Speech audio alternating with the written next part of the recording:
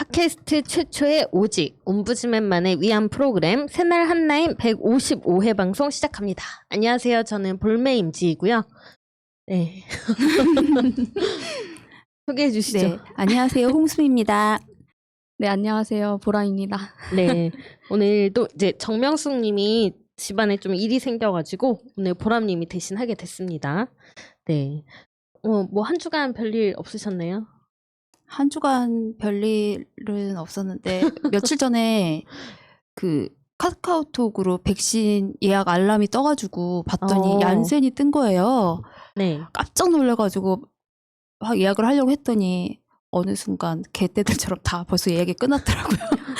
1초도 안 돼가지고 계속 요즘에는 그 백신 예약 그것만 계속 확인하고 있어요. 지금 여기서도 저만 안 맞았잖아요. 근데 그렇죠. 얀센은 못 맞으시는 거 아니에요? 맞을 수 있나요? 지금 얀센이 시작돼가지고 그 얀센도 자녀 백신이 네, 자녀 백신이다. 네. 자녀 백신은 가능하구나. 제가 그거 보면서 나 한 번 해가지고 이 볼메임즈님은 꼭 이겨야겠다. 막 보람님 그때는 명수님도 안 맞았다고 생각하고 이제 오늘은 또 보람님까지 다 저만 안 맞았습니다. 저 얀센은 한 번만 맞으면 네, 되니까. 한 방에 그냥 뒤집으려고 했죠. 근데 그래서 그만큼 이 면역 반응이 엄청 세다는 말도 있더라고요. 전 벌써 이제 주변에 얀센 맞은 사람이 3명이나 있는데 다들 아무렇지도 않다고 하더라고요. 네. 이게 아무래도 저는 그건 것 같아요. 그 아스트라제네카 하도 막 이렇게 부작용에 대한 기사가 몇 달 동안 쏟아졌잖아요. 그래서 사람들이 다들 조금 너무 민감하게 반응했던 게 아닌가 싶기도 하고 보람님은 저는 직접 실체가 있는 아픔이 아닙니다. 직접 겪으셨으니까. 근데 이게 맞고 나니까 네. 약간 무서운 게 없어져요. 이게 사람이 왜냐면 어떤 공공장소에서 계속 마스크 벗고 이런 사람들 보면 굉장히 분노가 치밀잖아요. 맞아요. 근데 약간 이걸 맞고 나니까 좀 더 마음의 여유가 생기는 그런 것 같습니다. 맞아요. 확실히 그 백신 한 번 맞는 것만으로도 뭔가 심리적인 안정 효과가 있어가지고 사람들도 조금 약간 마음의 여유가 생기지 않았나 싶기도 하고, 이제 뭐 7월에는 그 거리두기 기준도 좀 바뀐다고 하니까 네. 많은 분들이 이 쌓였던 뭔가 불만이나 이런 것도 좀 풀 수 있지 않을까 싶네요. 이때 필요한 거는 재난지원금이다. 돈이다. 최백은 교수님 따라하고 있어요. 틈만 나면 재난지원금 얘기하기. 네, 그러면 이슈 아닌 이슈로 한번 가보겠습니다. 제가 가져온 이슈는 양주시에서 있었던 일인데, 경기도 양주시에서 옥정 호수공원이라는 데가 있대요. 이제 여기에 사람들이 많이 산책을 나오는데 큰 대형견을 데리고 나온 견주가 있었는데 그 대형견이 벤치에 앉아 있어서 여기 공원 환경지킴이로 일하고 계시는 할머니 분이 걔가 앉아 있는 곳을 닦아달라 이렇게 요구를 했는데 그 이제 견주랑 싸우게 된 거죠. 난 잘못한 게 없고 걔가 왜 벤치에 앉으면 안 되냐. 뭐 약간 이런 식으로 싸움이 나서 이 분이 견주분이 민원을 넣은 거예요. 양주시에.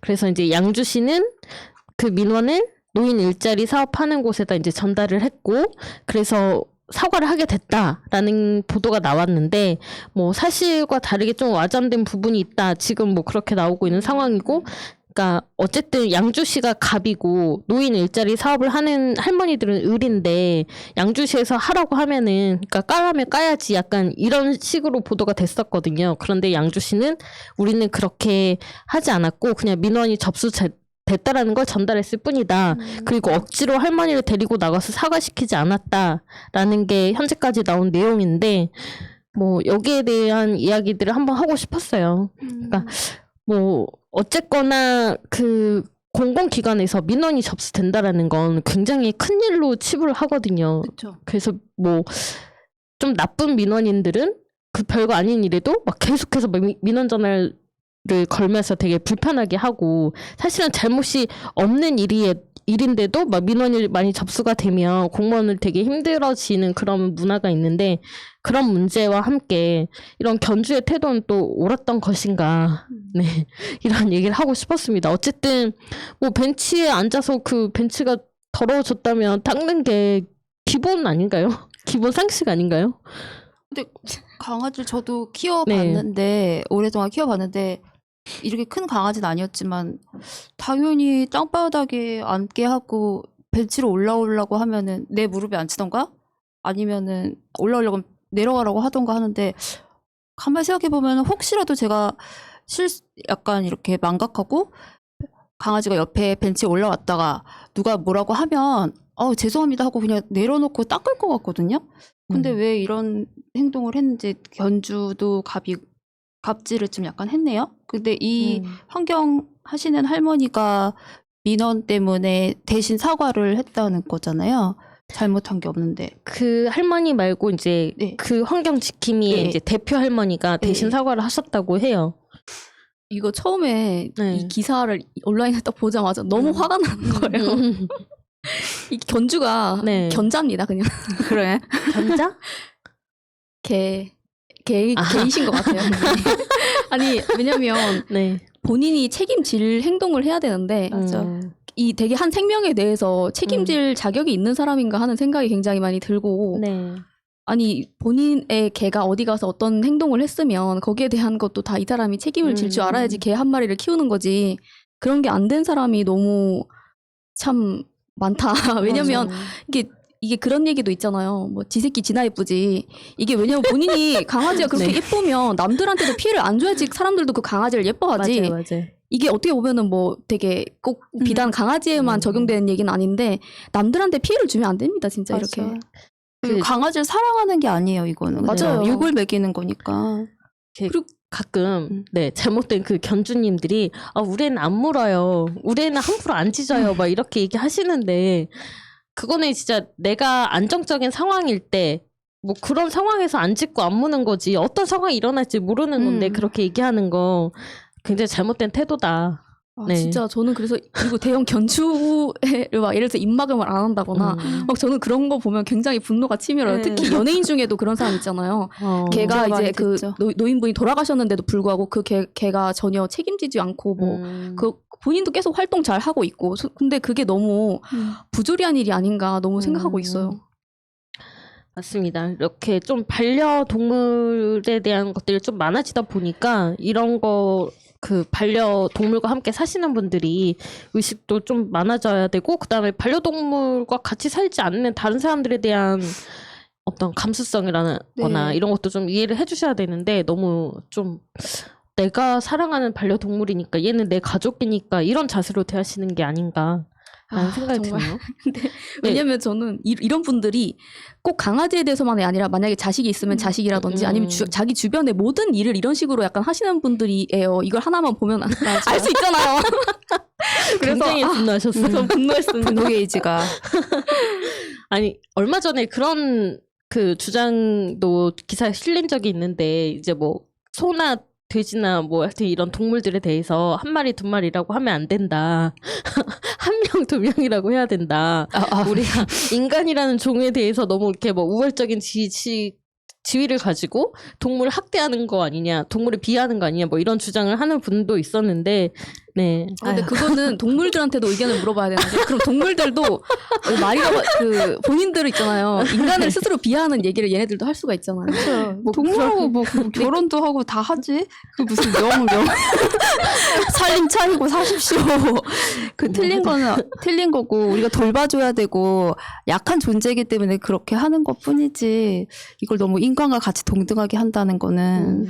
근데 요즘에는 이제 이 뭐 생명 감수성에 대한 얘기도 네네. 많이 나오고 있고 사실 그런 거에 대해서 되게 경각심을 좀 가질 필요는 있다고 저도 생각을 하거든요. 과연 인간이 오만함이나 이런 그쵸. 이 존재의 가치에 대한 게 과연 이게 경중이 있을 수 있냐 이런 거에 얘기해서도 다 정말 생각해 볼 지점이 있다고는 생각을 하는데 이거는 좀 다른 문제 같아요. 일단 그렇죠. 기본적으로 남한테 피해를 주는 행위고 이 할머니가 만약에 저희 할머니라고 하면 너무 마음이 아플 것 같은 거예요. 맞아요. 그리고 지금은 되게 노인 일자리 문제나 이런 것도 심각하고 본인은 나이가 안 먹을 거라고 생각해서 그런지 모르겠지만 이렇게 일단 할머니분들의 인권부터 좀 챙겨드려야 되지 않나 하는 생각이 많이 들었습니다. 이거 보고. 네, 지금 보니까 양주시에서는 막 이렇게 가짜 뉴스 이런 거에 대해서 좀 강력히 대응하겠다라는 입장인데 사실 양주시에서 사과하세요라고 하지 않았어도 당연히 이 산하기관인 경우에는 진짜 의뢰 입장이 될 수밖에 없거든요. 여기에서 민원이 접수됐습니다라는 말을 듣는 것만으로도 굉장한 부담이 되는 건데 이거에 대해서 양주 씨가 과연 책임이 없는가에 대해서도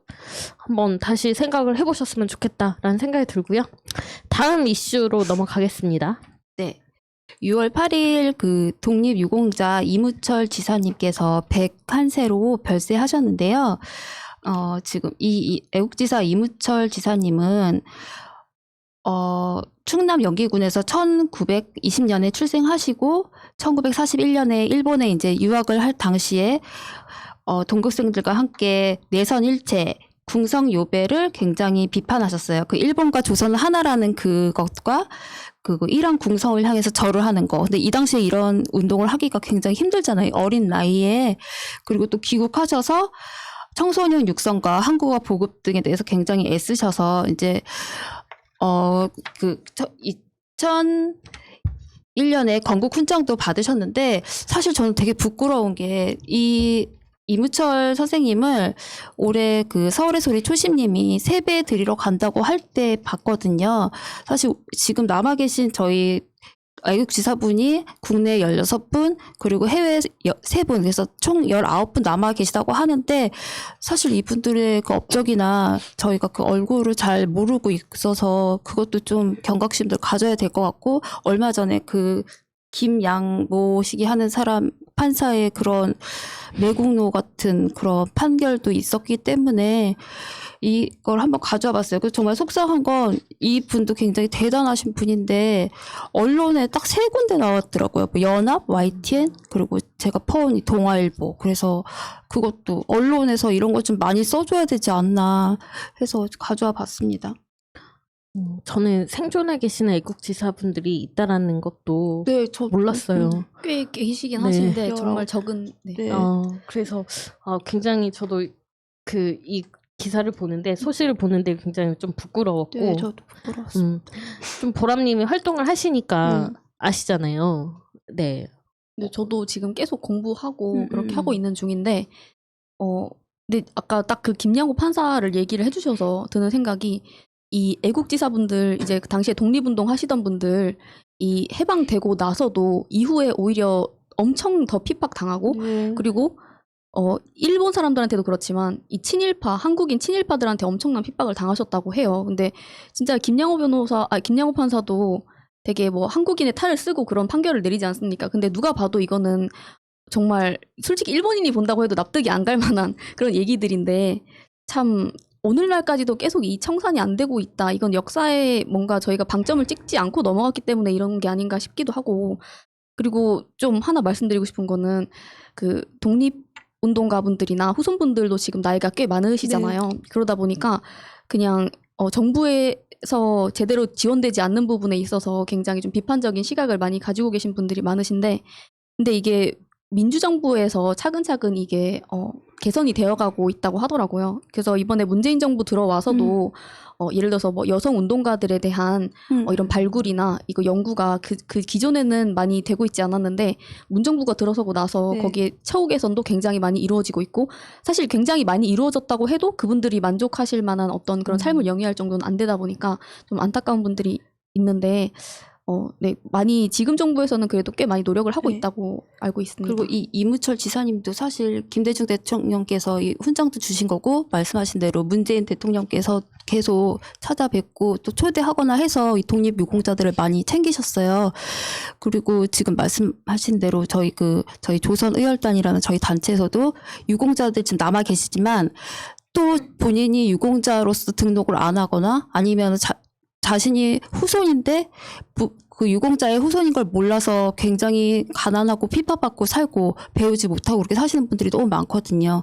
그래서 그런 단체 많이 좀 후원해 주시고 아직 나라에서 이렇게 돈으로 하는 건 없으니까 저희가 많이 발굴해서 친일 청산법도 빨리 만들고 여기에 대해서 분노도 많이 하고 이거 유선을 계속 이어가야지만 될 것 같습니다. 네, 진짜 많은 분들의 관심으로만 할 수 있는 일이라고 생각이 돼요. 저는 네, 맞아요. 이제 뭐 지금 뭐 언론 관련해가지고 민주당에서도 열심히 일하려고 지금 하고 있는 소식을 많이 듣고 있는데 어쨌든 이게 뭐 미디어 바우처법이든 어떤 거든 시장 경제에서 살아남아야지 이게 계속 지속이 될 수가 있는 거잖아요. 사실은 이렇게 사람들한테 인기 없는 말하자면 이런 소식들은 어떻게 보면 정말 돈 많은 언론사에서 할 수밖에 없는 지속적으로 할 수밖에 없는 그런 콘텐츠가 돼버리기 때문에 예를 들어서 새날에서도 지금 민족문제연구소 네. 방 실장님이 와서 또 매주 방송을 해주고 계신데 그런 거에 대해서도 좀 많이 봐주시고 어쨌든 시장 논리에 따라갈 수밖에 없는 부분이 좀 있지 않나. 언론사가 아까 그렇죠. 3개밖에는 전달 안 해주셨다고 했는데 좀 그런 안타까운 맞아요. 마음입니다. 네. 이분들이 안 계시면 저희가 지금 없잖아요. 일본에 계속 그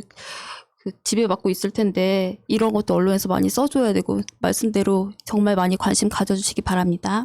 저 과거의 일이 아니라 진짜 김양호 판사의 이번 판결을 보면 여전히 현재 진행형인 일들이니까 저희가 뭐 어쨌든 친일 청산은 제대로 하지 못했지만 지금이라도 바로잡을 수 있는 것들 바로 잡고 그다음에 알릴 수 있는 거 알리고 그렇게 해 나가야지 더 이상 이렇게 역사가 묻히는 네. 그런 일은 없을 거라는 생각이 드네요. 네. 이슈 아닌 이슈였습니다. 이메일 가겠습니다. 사뮤엘 윤님, 벌써 40년이 되었군요. 제가 결혼한 지도. 이제 그때의 꿈은 다 물거품이 되어 사라지고 나이 들어감이 서러운 노인이 되어갑니다. 그래도 잊혀지지 않는 결혼식 주례사. 집안 꼬라지가 폭망해 가던 그때 그래도 아직은 왕래가 있던 대한민국 초대 내각에 계셨던 분이 주례를 맡아주셨습니다. 그리곤 저희 부부에게 은혜를 아는 고마움을 잊지 않는 사람이 되라고 당부하셨습니다. 그 후에 제 삶은 은혜를 고마움을 미처 갚지는 못할 망정 늘 잊지는 않고 살려고 노력하며 살고 있습니다. 고마움을 주신 분들에게 저 자신의 처지를 생각하며 미처 갚지 못하는 미안함을 가지고 그러다 요즘 회자되는 윤석열이란 분을 생각합니다. 조선을 망하게 한 양반들이라며 양반 어쩌고 하는 이들에게 호통을 치셨다던 조부님이 부끄럽게 따져보니 저와 학렬이 같은 그 사람이라 하기도 역겨운 그 인간을 어쩌다 세상이 변해도 이렇게 변했는지 많은 이들의 우려를 물리치고 중용하여 검찰총장이란 중책에 발탁한 대통령의 등 뒤도 아닌 코앞에서 목에 칼을 들이대고 덤벼드니 무릇 사나이란 자신을 알아주는 이를 위해 목숨까지 내건다는 역사 거금 속 수많은 영웅들을 들추어내기조차 부끄럽습니다. 국민 위에 군림하지도 권력을 휘두르지도 않는 그런 조금은 답답하기까지 한 선한 대통령이신데 만약 군림하는 그런 이였다면 제일 먼저 발끝에 꿇어앉았을 그 인간이 정의 어쩌고 하는 꼴을 볼라치면 같은 남자임이 부끄럽습니다. 보통 사내들의 작은 정, 의리조차 그 인간에게서는 찾아볼 수가 없습니다. 그런 그를 마치 정의롭고 의리 있는 인간인 양 떠들어대는 아들을 볼라치면 멀리서 보는 늙은이도 화가 나는데 저보다 더 많은 것을 알고 더 가까이서 보고 있는 마차님 같은 분들 심정은 어떠할까 헤아리기조차 어렵습니다. 지난 서울시장 선거에선 부끄러움을 모르는 뻔뻔한 이가 당선되었습니다. 그런데 내년 대선에 작은 힘을 가지고 껐덕대는 자신의 무리에게 이득되는 일이라면 물불 안 가리는 모렴치한 그런 인간이 앞설까 벌써부터 걱정이 됩니다. 혹은 말합니다. 우리 국민의 의식 수준을 그리고 촛불 정신을 훌륭합니다. 정말 대단한 일을 이루어냈습니다. 그러나 우린 곧잘 잊습니다. 자신과 가족의 작은 이익 앞에선 더구나 박탈감, 이런 것이 특히 아마 많은 젊은이들을 화나게 할 겁니다. 그런데 신도 못하는 것을 5년 단임 대통령이 어떻게 모든 이들의 바람을 이뤄낼 수 있을까요? 조금은 조급한 빨리빨리 정신이 모든 것을 더 어렵게 하는 것은 아닌가 싶습니다. 이제 전처럼 검찰, 경찰, 정보기관, 거기에 경호실, 군기관까지도 서로 앞다투어 아부하던 시절도 아니고 그나마 유지해도 되는 것까지 다 내려놓으니 윤가가 날뛰니 대통령 직속기관인 감사원 원장 6가지 날뛰며 대통령을 우습게 만들고 있습니다. 그 착하신 대통령을 정 같으면 굽실굽실거리며 어린애 마냥 나 좀 예뻐해 주세요 했을 그런 부류의 인간들이 그래도 속으론 저런 개자식들 하면서도 새날 같은 팟캐스트가 있어 답답한 중에도 작은 희망을 가져봅니다. 언제나 울음으로 큰 등불되어 많은 이들의 희망이 되어주시기 바랍니다. 가끔은 마음에 안 드는 일이 있어도 서로 감싸주며 우리가 남이가 한 것처럼 적 앞에서 흩어지는 일 없이 굳게 서주시기 바랍니다. 늙음으로 두서없이 늘어놓은 변명합니다. 네. 윤석열에 대한 우려를 보내주셨네요. 윤석열이 가지고 있는 그 장점이라고 한다면, 그러니까 다른 사람들한테 어떤 먹히고 있는 이미지는 약간 정의로워 보인다라는 어쨌든 만들어진 그런 이미지 외에는 아무것도 없는 것 같아요. 그래서 이거는 결국은 깨질 수밖에 없다고 보고 그 시간이 얼마 남지 않았습니다. 이제 공수처에서도 사실 수사를 한다고 하고 그게 시작이라고 봐요. 그거보다 더 큰 의혹들이 더 많은데 지금 작은 거 가지고 시작을 하는 거잖아요. 앞으로 윤석열은 본인의 입으로 지금 뭐 얘기 나온 것도 없듯이 그동안의 모든 의혹, 그 다음에 장모와 관련된 건, 그 다음에 처와 관련된 건 모든 것들이 다 제대로 밝혀질 일만 남았다. 정의는 윤석열에서 이제 더 없어질 것이다 라는 생각이 들어요, 저는.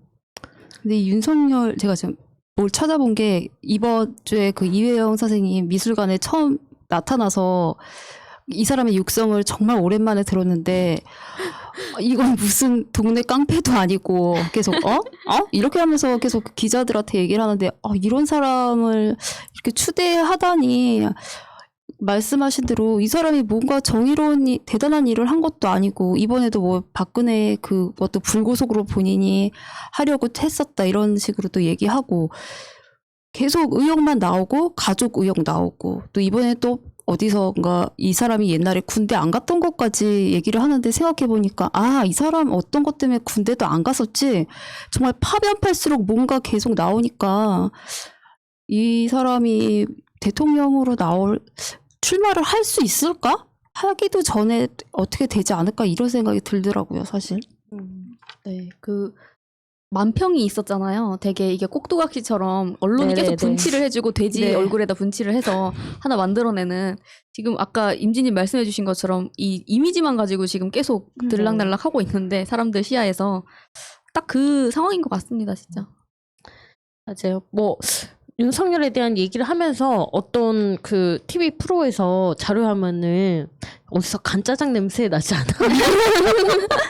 이걸 넣었다고 네, 이거 저는 너무 웃겼어요. 요즘 페이스북에 그는 그냥 짜장이 아니었다, 간짜장이었다 이렇게 짜장이었다. 물어보고 너무 약간, 재밌었습니다. 네. 저는 이런 식으로 이미지가 희화화되는 게 윤석열한테 정말 안 좋은 거다. 근데 그 안 좋은 이미지를 본인이 계속해서 만들어내고 있다. 언론에서 좋게 포장을 하려고 해도 본인이 뭔가 뭐 말실수라거나 뭐 이런 것들로 계속해서 안 좋은 이미지를 쌓아가고 있다. 우리는 이거를 널리 알리고 퍼나르면서 공격하면 된다고 생각합니다. 결국 요즘에 어떤 경향이라고 할까 이런 거는 이미지에 치중하는 것들이 많기 때문에 뭐 그 사람의 정책이나 비전이나 뭐 이런 것들을 보기보다는 이미지로 먹히는 것들이 있잖아요. 그래서 윤석열의 그런 좀 재밌는 이미지, 웃기는 이미지를 우리가 좀 널리 알려야 되지 않을까. 공격할 것도 너무 많고 이제 언론에서도 하다가 요즘 언론들도 하다 안 되면 등 돌리더라고요. 아마 윤석열도 언론에게 시컷 빨리다가 배 터지는 그런 날이 올 거라고 저는 생각해요. 네. 다음 메일 갈게요. 네. 민주인님. 오늘은 민주당 의원 12명 탈당 권유 문제에 대해 말씀드릴까 합니다. 국민권익위원회 조사 결과가 나오고 당에서 12명의 의원님들에게 탈당을 권유하면서 민주당 지지자분들이 또 많이 실망하시고 분노를 쏟아냈죠. 권익위 조사 이전에 이미 문제없다고 알려진 우상호 의원님이라든가 양이원영 의원님 등 문제없는 게 너무나 명백한 분들까지 포함돼서 더 어이없네요. 게다가 명단에 포함되신 분들 중에 진보적 가치를 이 땅에 구현하기 위해 평생 몸을 던져 투쟁에 앞서신 분들이 많이 포함된 것 같아 더 화가 나네요. 그런데 이미 지나간 일을 갖고 화풀이 한다고 해서 민주 진보 진영이 대선에서 승리하는데 무슨 의미가 있을까요? 후회는 과거의 잘못을 되풀이하지 않을 때 의미가 있는 것이지 그냥 과거 누구의 결정을 탓하는 것 자체로는 의미가 없잖아요. 전임 지도부가 권익위 조사를 선택했고 권익위에서 조사 결과를 그렇게 내놓았으니 현 지도부는 그 결과를 무시할 수도 없겠고요. 만약 권익위 조사를 못 믿겠다면서 특수본 조사 결과가 나올 때까지 당에서 아무런 조치도 취하지 않았다면 지금 어떤 일이 벌어지고 있을까요? 특수본 조사 결과가 나올 때까지 민주당은 계속해서 이 문제에서 헤어나올 수 없겠죠. 오히려 12명 전원의 탈당 권유라는 강수를 두어서 우리가 국짐에게 공세를 취할 수 있는 칼자루를 쥐게 된 것 같습니다. 민주당만 조사받는 현명하지 못한 결정을 오히려 민주당이 앞으로 전국에서 주도권을 갖게 되는 계기로 전화위복시킬 수 있겠다는 생각이 들어요. 민주당이 불리했던 상황에서 오히려 민주당이 공격권을 쥐게 된 것이죠. 국민의 짐은 감사원 조사를 받겠다고 했다가 이미 많은 비난을 듣고 있죠. 얼마나 문제가 많길래 자기들 대선 주자로 거론되는 사람이 장으로 있는 감사원에서 조사를 받겠다고 할까요? 이 문제는 앞으로 민주당이 전국의 주도권을 쥐게 되는 결정적 카드가 될 거라는 생각이 듭니다. 어느 기관에서 조사받든 국민의 짐 정치인들이 얼마나 지저분한 자들인지 낱낱이 까발려질 일만 남았다고 생각합니다. 조사를 거부해도 역시 국민적 분노가 치솟을 겁니다. 저들이 대선 막바지까지 이 문제를 질질 끌 경우 오히려 여기 발목 잡혀서 무너지겠죠. 이제 민주당이 공격권을 갖고 칼자루를 쥘 때입니다. 제가 쓴 칼자루라는 말의 의미를 오해하실 분들은 없겠지만 혹시나 해서 말씀드립니다. 앞에 메일에서 쓴 칼자루라는 말은 물리적인 칼의 자루를 말하는 것이 아니라 비유적인 표현으로서 정치적 공세의 주도권 정도를 표현하기 위해서 쓴 말이라는 점을 덧붙여 드립니다. 실제 칼로 뭐 하자는 말이 전혀 아니라는 것을 분명하게 말씀드립니다. 네. 이렇게 굳이 비유적인 표현을 설명하신 게 약간 뭐 애꾸는 가지고 장애인 비하라고 얘기하는 그런 사람들이 있기 때문에 이렇게까지 설명하신 게 아닌가 싶습니다. 저 민주당의 그 권익위 조사 이후에 네. 탈당 권유 저도 처음에는 우상호 의원님이 너무 안타까운 거예요. 저 안쓰러워. 그래서 이건 너무한 거 아닌가 생각이 네. 들었는데 그 정도는 감사하고 가야 된다. 라는 또 생각으로 바뀌었습니다. 네, 이 정도에서 우리가 그 어영부영하고 그다음 주춤주춤 하면은 앞으로의 싸움에서 명분이 없어지니까 탈당하셨다가 네, 다 이렇게 조사 받으시고 네. 이상 없다라는 거를 확인하신 뒤에 들어오시는 게 민주당을 위해서 좋다. 그리고 앞으로 이 권익위에서 이제 국힘당이 조사를 받으면 우리가 예상하기로는 아주 예상과 내피셜로는 굉장히 많은 의원님들이 좀 떨어질 것 같은 그런 생각이 되잖아요. 그러면 다음 대선에서도 항상 꼴보기 싫고 말도 안 되는 그 후보들도 안 나올 것이고 저희들도 스트레스 덜 받을 것이고 그러니까 지금 그 6분 의원과 가족분, 그 우상호 의원님 같이 좀 약간 안 되신 분 너무 안타까워서 비호하려고 막 송영길 대표를 너무 욕하거나 그러지 말고 지금 받는 스트레스보다 그때 받는 스트레스가 얼마나 클지 무조건 정권 연장해야지만 우상호 의원님도 살릴 수 있고 우리가 사랑하는 조국 장관님, 추미애 장관님도 살릴 수 있는 것이니 조금만 참고 이제는 대선을 위해서 저희가 이 회로를 많이 돌려야 될 것 같아요. 저 이제는 우상호 의원이 최소 기준이 된 거잖아요. 네. 적어도 이런 정도의 문제가 있더라도 다 걸리는 거야 라는 게 됐기 때문에 국힘의 그 전수조사, 부동산 전수조사 결과가 굉장히 진짜. 기대가 됩니다. 네. 기대가 큽니다. 잭팟이 막 터질 것 같아요. 그리고 우선 이제 공직에 나온 사람들은 뭐 정치인이든 검사든 판사든 뭐 경찰이든 아니면 정말 시자치 내 그런 공무원들이라도 자기가 여기서 뭔가 해먹을 생각을 하지 말고 서비스한다는 그 소명의식, 국민의 세금으로 그런 생각 아니면 절대 이렇게 못 나오게끔 이렇게 하는 것도 저희가 원하는 그 나라라고 생각해요. 근데 지금까지는 뭐 예를 들어서 뭐 그 전복민이든 아니면 뭐 박덕흠이든 꽤 사실 그냥 눈에 띄는 사람들이 잊어버리고 있었어요. 근데 박덕흠. 지금 왜냐면 지금까지도 계속 안진걸 소장님도 계속 여기에 대해서 고소고발 네. 조치를 하고 계시거든요. 누군가는 계속 여기에 대해서 문제 제기를 하고 있는데 기존에는 너무 잣대가 공정하지 않았잖아요. 네. 항상 저쪽에는 그냥 그렇지 뭐 하고 민주당만 계속 내로남불 프레임, 무능 프레임, 뭔가 도덕적이지 못한 그런 게 계속 민주당에 있었는데 이거를 좀 이제 아까 말씀해 주신 것처럼 좀 털어낼 수 있겠다. 그리고 이게 저희들은 알잖아요. 저기가 얼마나 부정부패가 네. 많고 여기 민주당에 비해서 턱없이 아예 비교 자체가 안 된다 하는 거를 저희는 알고 있는데 그리고 저 같은 경우는 이 86세대 분들이 앞장서서 그렇게 목숨을 사실은 걸고 민주화 운동을 해주신 덕분에 지금 이렇게 우리가 또 다른 형태로 또 시민운동도 할 수 있고 이렇게 하고 생각을 하고 있는데 오히려 거기에 대해서 되게 모르는 젊은 분들도 너무 많으시고 그리고 네, 정치에 관심이 없으신 분들은 그런 거에 대해서 좀 모르시는 분들도 많기 때문에 이렇게라도 해서 좀 보여드려야 되는 부분이 좀 있는 것 같다 하는 네네.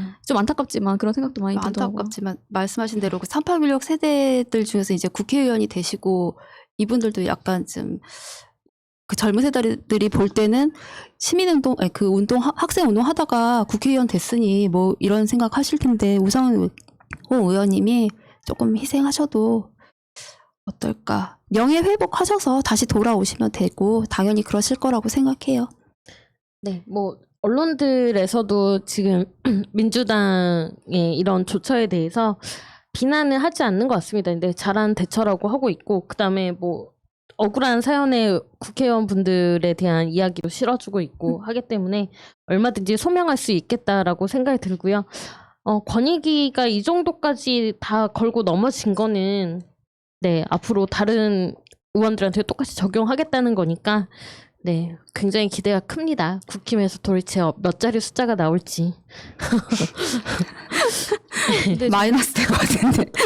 근데 이게 어떻게 보면은 이게 부동산이랑 계속 다 관련된 문제잖아요. 근데 모든 기업과 모든 돈 많이 번 분들이나 이런 분들이 거의 대부분이 다 부동산이랑 관련이 돼 있잖아요. 맞아요. 그래서 지금 이렇게 탈탈 터는 것도 중요하지만 민주당에서 정말 부동산에 대한 거에 정책이나 이런 거에 있어서 좀 민심을 좀 많이 반영을 해달라. 왜냐면 뭐 청년들 목소리 듣겠다, 민심 듣겠다 해서 사과도 하고 이렇게 하잖아요. 근데 그 사과한 것들이 만약에 민주당에서 시민들이 반대하는 그런 정책을 내므로서 다 날아갈 수도 있다는 거를 좀 염두를 해주셨으면 좋겠습니다.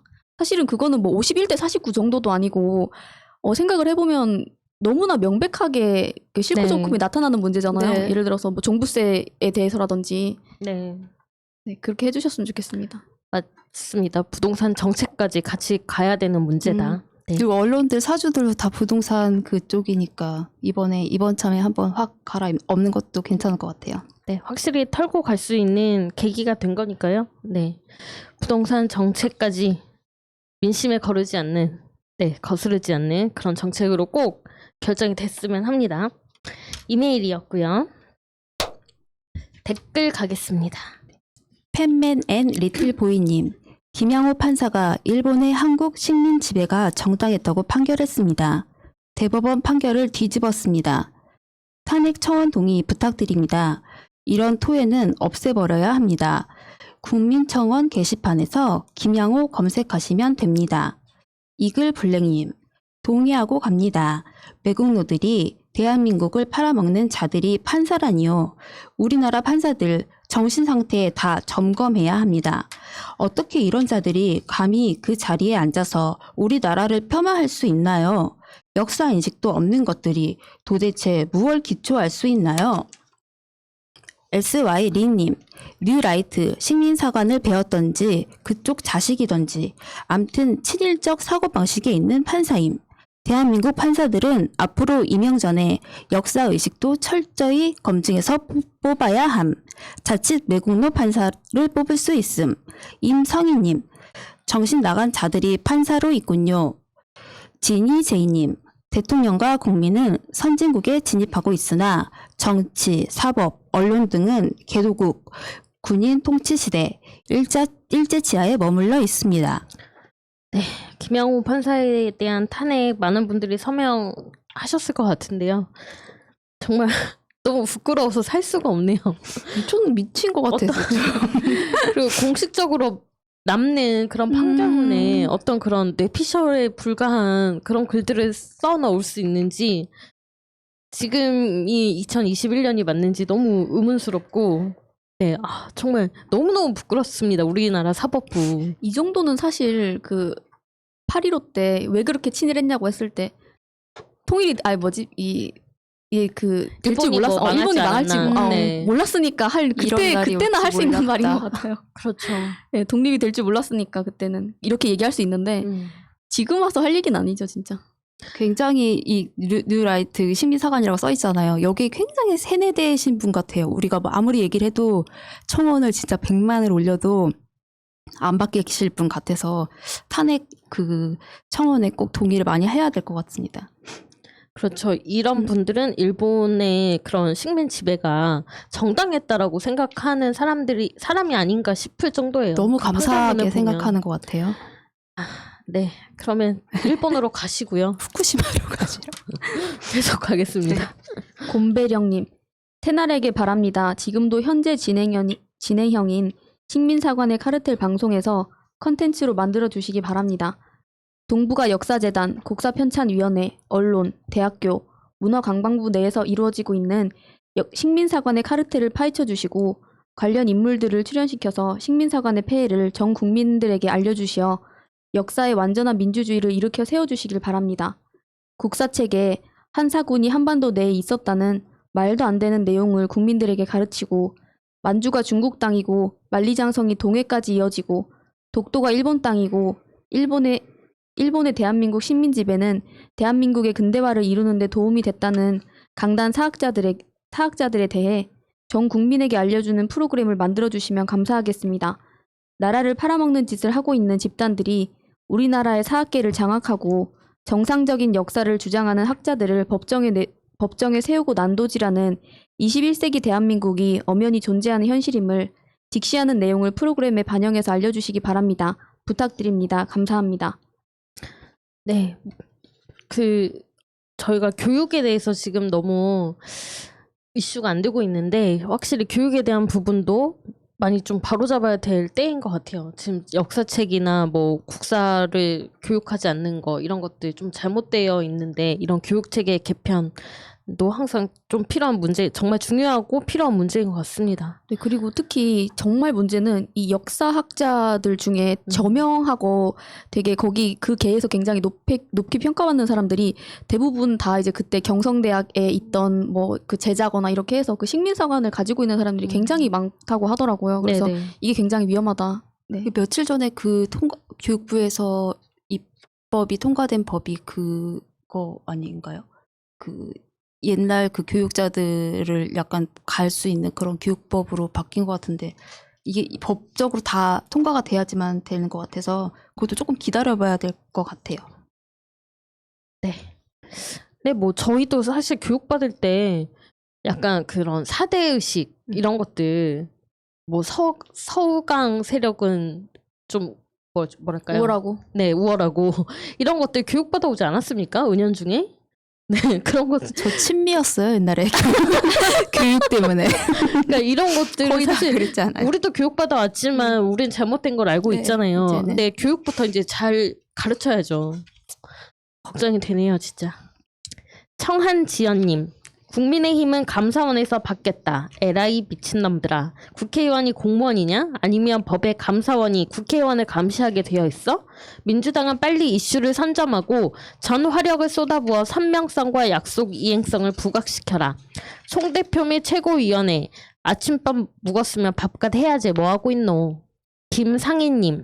그런데 LH 사건에 분노한 국민들이 투기한 박형준이나 셀프 개발 승인한 오세훈 뽑았잖아요. 국짐에서 뭐 많이 나온다고 여론이 달라질까요? 썸프레 포유님, 국힘당은 전수조사가 아니라 전수수사로 가야 합니다. 또 시간 벌기 하면서 유야무야 하려는 수작이 그런 냄새가 나네요. 지금까지 국힘당 의원에게 한 점 의혹이라도 있어 보였던 것 제대로 수사해서 법적인 책임을 진 사람이 있나요? 또 물타기 하면서 전수조사에서 불법 사항이 나왔다면 원칙대로 꼭 처벌해주길 바람하지 않습니다. 지켜보는 시민들 답답합니다. 네, 계속 갈게요. 네, 물그러함님, 책 표지를 보고 느낀 감상입니다. 검은 바탕색은 검찰, 언론 등 수구 세력의 상징입니다. 검은 어둠이 드리워진 이 조국이 외로이 걷고 있네요. 그의 머리 위엔 촛불, 빛, 조국의 시간이 꺼지지 않고 여전히 타오르고 있습니다. 그는 말하지도 않으면서 말하고 있네요. 오늘도 그리고 내일도 촛불을 들고 묵묵히 어둠을 밝히며 나아가겠노라고. 책이 아직 도착하진 않았지만 저 표지만으로도 그의 비장한 결의를 뼈저리게 느낄 수 있습니다. 우리 다시는 그가 홀로 걷게 두어서는 안 됩니다. 지금은 책, 촛불을 들 시간.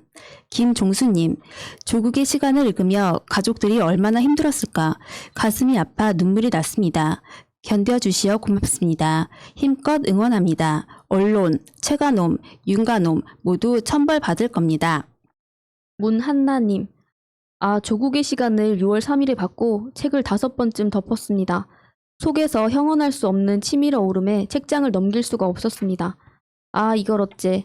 또 연로하신 어머님은 또 어떻게, 또 아이들은 어떻게 견뎌. 순간 나 자신이 너무 무서워서 책을 읽을 수가 없었습니다.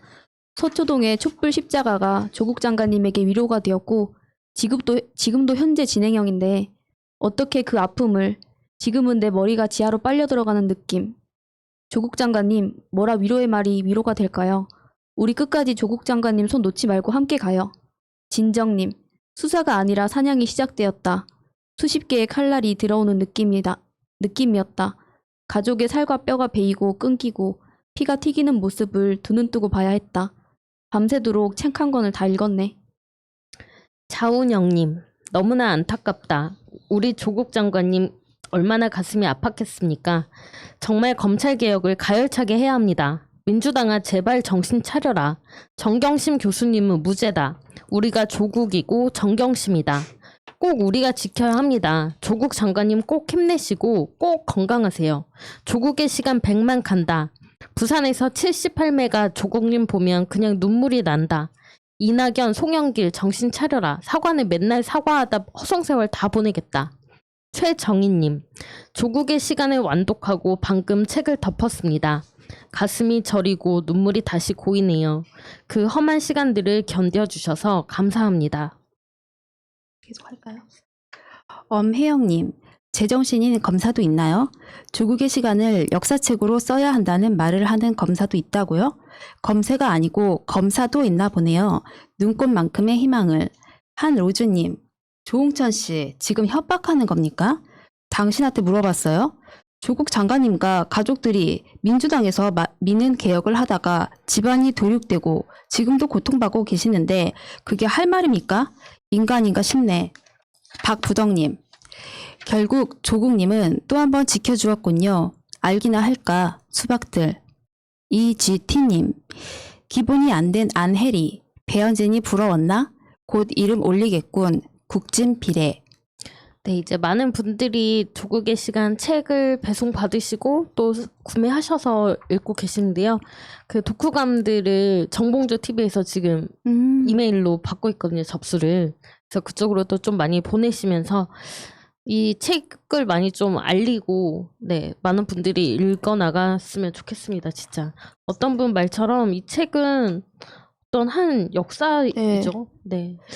결국은 검찰 개혁이 이루어지는 그런 역사 책이 아닐까 싶기도 해요. 네. 네. 주중에 교보문고에 갈 일이 있어서 이게 가서 또 봤죠. 조국의 시간 책이 얼마나 있나 몇 권 없더라고요. 그래도 다행히 책이 있었는데 옆에 젊은 분들이 이제 장바구니에 담아 가시는데 한 20대 정도로 보이는 뭐 남자 여자분 같이 계셨는데 거기 장바구니 안에 조국의 시간이 딱 들어 있는 거예요. 네. 너무 반갑더라고요.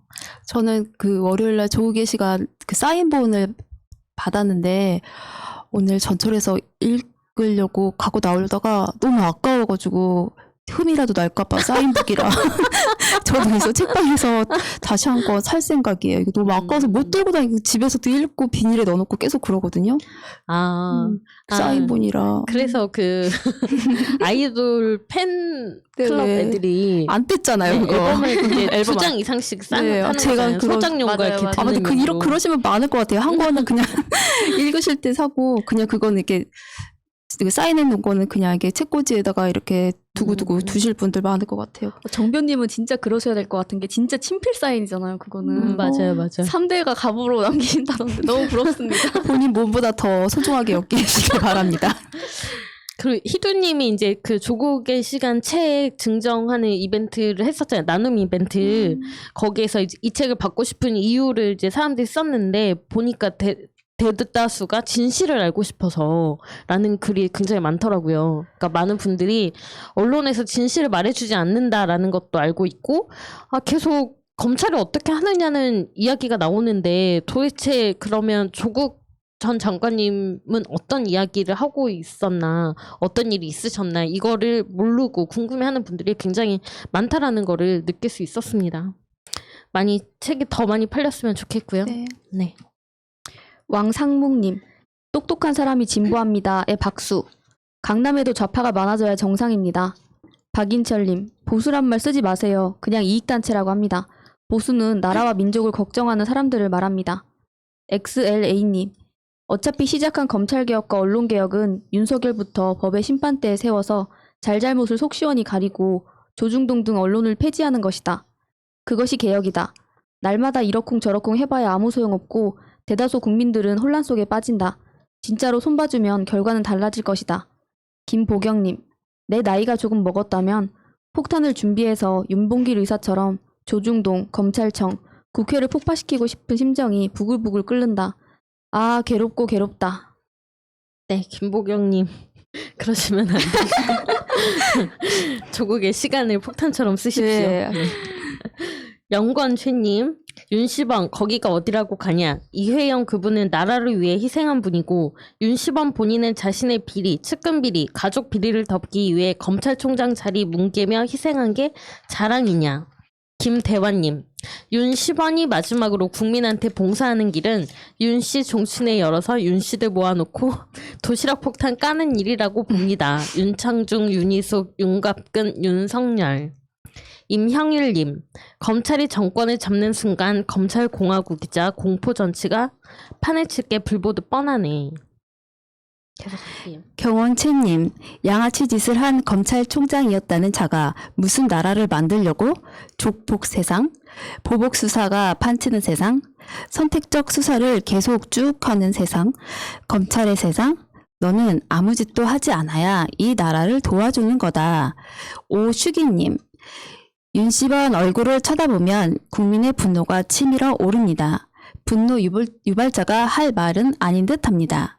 수철이님, 공권력, 특히 검찰의 잘못된 사용에 의해 희생당하는 국민이 더 이상 나오지 않으면 절대로 분노하지 않을 것입니다.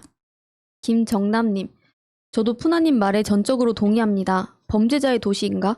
하정우 최민식 나오는 영화를 보면 깡패도 싸울 때는 싸우는 게 깡패라는 말이 있는데 지금 민주당의 문제는 조직원이 이익에 부합하면 적극적으로 싸워야 하는데 싸움을 하는 모습이 없다는 겁니다. 하물며 가장 무식한 깡패 집단도 조직원 또는 조직의 이익을 방해하거나 막는 개인이나 집단의 전쟁을 하는데 어떻게 대한민국 최고 엘리트 집단이 집단의 이익을 추구하는데 내 식구는 등한시하고 중간 세력을 흡수한다고 그들의 이익을 추구하면 당연히 조직원이 흔들리지 않겠습니까? 솔직히 지금 민주당은 대통령님의 지지층이 없으면 답 없습니다. 제발 180석을 밀어준 조직원들의 의사를 이해하시고 적극적으로 싸워주세요. 마피아가 지금까지 유지되는 이유는 지극히 단순한 게 아닐까요?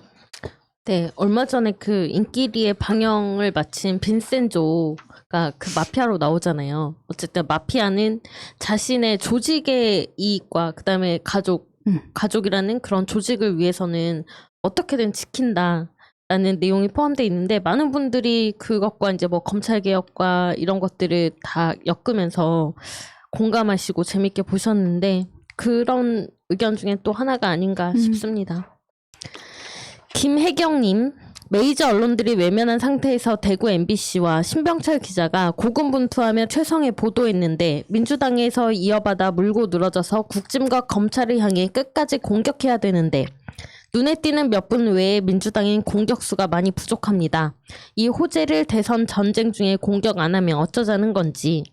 지오이아님, 한동훈 저놈은 도대체 얼마나 찔리는 것이 많아서 저렇게 비난을 받으면서도 휴대폰 열기를 겁내는 걸까? 보통은 구린 것이 없다면 당당하게 폰 열고 이것 봐라 나 아무 짓 한 것 없다 이럴 것인데 구린내 정도가 아니라 썩은 내 진동한다. 사기꾼. 정호두님, 박근혜 대통령 탄핵은 황교안 대통령 권한 대행이, 구속은 윤석열 중앙지검장이 했는데 한 명은 그 당의 당대표로 추대하고 한 명은 그 당의 대통령 후보로 추대한다? 국민의힘 내세포가 진짜 궁금하다. 다니엘 강님, 지금은 나베와 이준석이 서로 치고받고 깨지고 터지게 싸워서 국민의 개뻥당, 토착외고 문어 대가리당을 공중 분해시켜주기를 간절히 바라는 마음입니다. 한 번만 나베와 이준석을 응원하는 마음입니다. 두 사람의 욕심과 욕망이 서로 물과 기름처럼 되기를 바라고요. 레슬리 운님, 대통령이든 국회의원이든 나이도 중요하지만 사람의 댐댐이가 더 중요하죠. 환갑이 넘어도 자기 이익만 챙기는 정치인들이 얼마나 많습니까? 머리 허옇게 늙어가면서 권력과 돈만 따라다니는 사람들 보면 가엾다는 생각이 들 정도예요. 거울을 한번 보시길 권합니다. 클라우드 나인 구름구님, 난 국가의 보호를 받은 새로운 사람으로 태어났습니다. 부모님 모시고 주사 맞는데 이게 한국이냐고 감동하시는 말씀에 저도 울컥했습니다. 처음에 휠체어 대여부터 30분 대기 중 타이머까지 감동의 시작과 끝이었습니다. 김동봉님, 권영진이 정치 자금을 마련하기 위해 벌인 쇼일 수도 있겠네요. 국정조사를 하던 뭘 하던 간에 그 돈 찾아내야겠네요. 소설가 나 관종님, 권영진 어딜 내놔도 부끄러운 분. 자, 권영진도 그렇고 김양호 판사도 그렇고 이렇게 이사도 어떡하죠? 이 잘못된 사람들 때문에 부끄러움은 왜 우리들이 돼야 되는지 모르겠습니다. 정말 대구분들 힘내시기 바랍니다. 우혜원님, 수술실 CCTV는 환자가 동의할 시에만 촬영합니다. 동의 안 하면 촬영 안 하고요. 수술실 내에 설치만 해놓고 원하는 사람만 촬영하는 건데 왜 반대합니까? 수술실 CCTV는 환자에겐 최후의 안전과 보험의 개념입니다. 아이론 M님, 지금은 돌아가신 아버님이 양쪽 고관절 수술하고 결국 생전에 걷지 못하셨어요. 의사는 본인에게 책임 전가하고 하다못해 장애 판정도 내어주지 않았어요. 아버님 화장하고 수술한 기구가 그대로 드러났을 때 정말이지 욕이 절로 나왔어요. 그냥 철사 대충 둘둘 말아놓은 그 상태로는 걷지 못하시는 게 당연했어요. 수술실 CCTV 반드시 설치해야 합니다. 박정민님, 헌법 개정 빼고는 다 할 수 있다던 180석 민주당도 의사들 눈치는 보이나 보네.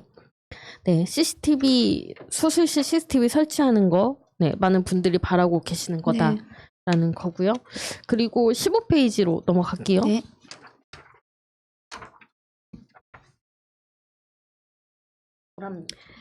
조국의 봄님, 이마트 스타벅스 불매운동 합시다. 세월호 아이들의 그 아픔 절대 잊어선 안 됩니다. 전영준님, 퍼주기라고 비난하는 일본 자민당 의원들, 구석구석까지 고루고루 퍼지게 하는 경제적 효과를 나타내는 기본소득, 내수경제란 생산과 소비가 가장 기본이라는 사실, 내수경제를 지역화폐로 어느 정도 해결하면 국가 경쟁력 또한 좋아진다는 사실, 일석이조 역할을 하는 기본소득 반드시 실행해야 합니다. 이태경님, 과천에 사는 애청자로서 드리고 싶은 말씀입니다. 저는 개인적으로 주민 소환을 반대하고 종부세도 필요하면 내야 한다는 입장입니다. 그러나 청사부지 임대아파트 개발은 좀 다른 문제라는 생각입니다. 청사부지에 와보신다면 그 자연 친화적이고 아름다운 땅에 임대아파트가 아니라 고급 아파트가 들어선다고 해도 반대할 수밖에 없는 시민들의 심정을 이해할 수 있을 겁니다. 지역 이기주의로 무조건 매도당하는 현실이 가슴 아프네요. 네, 이거 과천 관련해서는 좀 많은 분들이 댓글을 남겨주셨는데 임대 아파트가 들어서는 거를 반대하시는 게 아니라 거기를 이제 공원으로 사용하는 거, 그다음에 녹지로 사용하는 거. 보통 그 주민분들은 그걸 원하고 계시다고 하네요. 그래서 거기에 대해서는 좀 정확하게 과천 시민들의 그런 의견들이 반영이 안 된 것 같아서 소개해드렸고요. 임대 아파트 같은 거를 과천에 만약에 지으면 또 어떤 다른 혜택 같은 거를 이 과천에 주는 그런 방안으로 해도 될 것 같은데. 네, 저는 사실 저도 임대 아파트든 무슨 아파트든 아파트를 건설하는 거는 반대거든요. 네.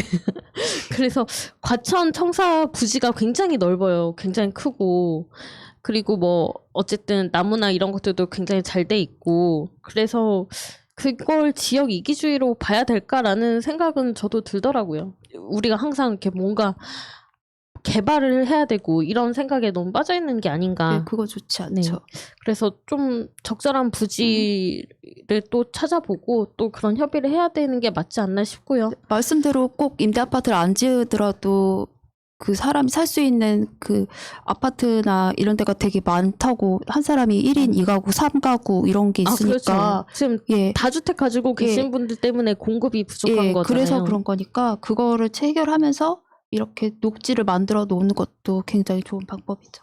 네. 그러면 네, 댓글은 여기까지 할게요. 오직 공감분 사연입니다. 신랑이 회사 다닌 지 3년 차, 회사 여직원, 유부녀이고요. 6개월 차입니다. 이 여직원이 일을 너무 못해서 신랑이 많이 도와줍니다. 신랑이 다른 부서 가면서 그 자리에 이 여직원이 온 거라서 배울 사람이 없어서 인수인계 한 달 해줬는데도 너무 못해서 도와줍니다. 회사 오면 자기 일에 이 여직원 도와주는 일에 짜증나서 회사 그만두고 싶다고 했을 정도로 엄청 힘들게 한다더군요. 그런데 지난주 금요일 여직원이 신세 진다며 고맙다고 주말에 여름옷, 봄옷, 액세서리들 집 정리한다고 안 입는 옷 있으면 자기 신랑 거 갖다 줘도 되냐고 신랑에게 물어봤다고 합니다. 버리기에도 남 주기에도 아까운 거라며 주인님이니까 주겠다고 했다는군요. 저희 형편 넉넉치 않아요. 그 여직원네는 명품으로 칠하고 다닌다고 하는데 그냥 기분이 정말 별로인 거예요. 저뿐만 아니라 신랑도 기분이 나쁘다는 거예요. 그래서 괜찮다. 그리고 그런 거 받아가면 와이프도 괜히 오해하고 싫어할 거다 라고 했대요.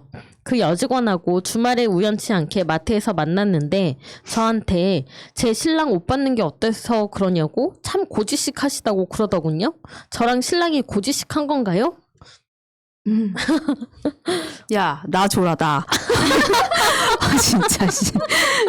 쌍욕을 하고 싶은데, 이 사람 참, 제가 어떠세요? 고지식한 게 이분은 제가 고지식한 게 아니라 이 여직원이 이상한 거가 맞는 거죠? 아, 이렇게. 그래요? 아, 저는 그거 받아들이는 사람의 입장에 따라 네. 다를 것 같은데 저는 이쁠 것 같거든요. 근데 그러니까 그게 이 관계랑 태도의 문제인 것 네, 같아요. 그냥 그 남이 주는 옷을 입느냐 안 입느냐는 네네. 그냥 개인의 그건데 네. 이분이 마지막에 한 말. 그쵸? 고지식하다고 한 거예요. 네네네. 이게 그러니까 고지식하다는 것도 이게 이 사람이 엄청 친해서 농담처럼 할 수 있으면 모르겠는데 보니까 이분이 원래부터 남편분을 그 여직원분이 엄청 힘들게 하고 그쵸, 좀 그쵸. 마음에 안 들었던 것 같아요. 사실은 서로 별로 좋은 관계가 아닌데 굳이 왜 이렇게 옷을 주겠니 많이 하면서 그렇게 하는 건지 그것도 마음에 안 들었겠다. 마음을 전했는데 또 마트에서 만났다고 왜 안 봤냐고 고지식하다고 말한 그 태도가 잘못된 거고 이렇게 많이 남으시면 사회에 많이 기부하시고 하면 좋을 텐데 본인이 사람을 막 괴롭히고 있네. 뭐 맛있는 거 사주면 되지 않을까요? 근데 어쩌면 정말 순수한 분이어서 네. 남편분이나 이 본인이 자기를 싫어한다는 걸 모르고 이거 정말 너무 아까운 건데 왜 그러시냐 하는 너무 걸 수도 좋아할 있잖아요. 것이야 막 이렇게 생각할 수도 있겠죠. 그러니까 저는 그 여직원도 선의로 그 옷을 준다고 했던 것 같은데 받아들이시는 분들이 조금 약간 너무 오버하신 게 아닌가라는 생각이 들어요. 근데 마지막에 굳이 마트에서 만나서 고지식한 거 아니에요? 라고 얘기한 거는 좀 태도가 나빴다. 저는 그 전에 이거가 뭐냐면 이 여직원 도와주는 일에 짜증이 나서 남편이 회사를 그만두고 싶을 정도면 스트레스 이건 많이 받은 좀 거죠. 그렇게 뭐 이렇게 옷을 주고 말고 할 사이는 아닌 것 같아요. 저는 얼마나 답답하겠어요. 막 정말. 나는 고지식한가 봐요. 저는 정말 짜증이 저는 그러니까 옷을 근데 주는 게 친구나 문제가 아니에요. 뭐 엄마 뭐 누구 딸이 뭐 이런 거 준다 그러면 무조건 달라고 그러라고 내가 버린 버릇이 내가 받겠다고 하는데 이 관계에서 이런 입던 옷이나 가방을 받는 거는 저는 옷 받는 그게 문제가 아니에요. 그러니까 그런 게 아닌 이분의 거예요. 관계가 뭔가 정말 누구한테 얼마나 받냐. 싫으면 일을 그만두고 싶을 정도인데 그렇죠. 그 누구한테 받냐가 중요한 것 같아. 알겠습니다. 당근마켓에 파시라고 전해주세요. 당근마켓도 또 홍보하시는 겁니까? 네, 새날 한나인 155회 방송은 오늘 여기까지 하겠습니다. 감사합니다. 감사합니다. 현재로 저들을 물리치자. 바이러스에게는 마스크가 없다. 어서 가자 바이러스보다 먼저. 그러니 내일보다 먼저 가자. 우리들의 희망을 형제이게 하자. 설령 그것이 내일이라 해도 현재로 저들을 물리치자. 바이러스에게는 마스크가 없다. 어서 가자 바이러스보다 먼저.